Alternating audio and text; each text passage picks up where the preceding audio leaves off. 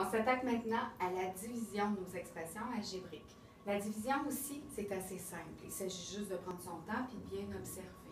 Donc, ici, j'ai une expression algébrique qui dit 12a divisé 3. Donc, je fais 12 divisé 3 qui donne 4 et je viens mettre mon a au bout. Moins 15b divisé 5, je fais moins 15 divisé 5, ça donne moins 3 et je viens mettre le b au bout. Ici aussi, c'était une division. Donc, il faut se rappeler que la petite ligne qui est ici veut souvent dire diviser. Donc, je fais 24 divisé par 3, ce qui donne 8. Et je garde le n que je viens rajouter ici au bout.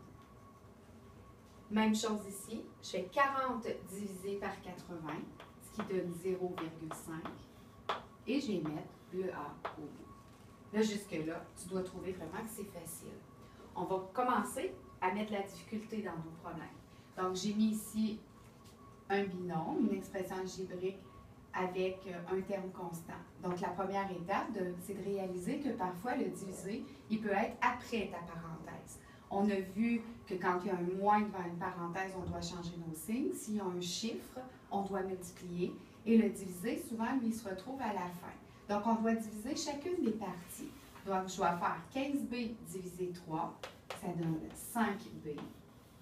Et après, je fais 3 divisé 3, ça donne 1. Et là, je vais mettre mon petit plus entre les deux pour pas qu'il y ait d'espace vide. Même chose ici, j'ai 18x plus 24 divisé 3 qui est après ma parenthèse. Donc, je fais 18x divisé 3, ce qui me donne 6x. Et ensuite, 24 divisé 3, ce qui donne 8. Et je viens mettre mon plus pour éviter qu'il y ait un espace. Jusque-là, ça va quand même bien. Donc, on reprend où ce qu'on avait laissé avant que ma caméraman se mette à tousser comme une perdue dans notre vidéo. Donc, je reprends avec l'exemple G. Donc, on est dans les divisions et ici, on observe où on a mis un problème qui est beaucoup plus long. Donc, c'est important de s'arrêter, d'observer. Donc, j'ai une première parenthèse suivie d'un divisé, une deuxième parenthèse suivie d'un divisé. Donc, je vais commencer par cette partie-là de mon problème. Donc, je fais 4x divisé 2, 2x.